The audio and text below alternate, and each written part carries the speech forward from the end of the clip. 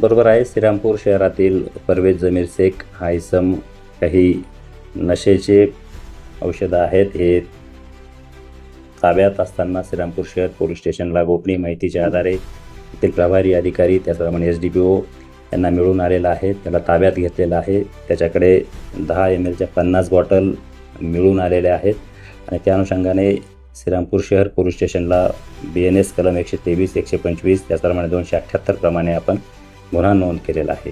ही कारवाई करत असताना पोलीस अधिकारी त्याचप्रमाणे अन्न व औषध प्रशासनाचे अधिकारी देखील सोबत होते.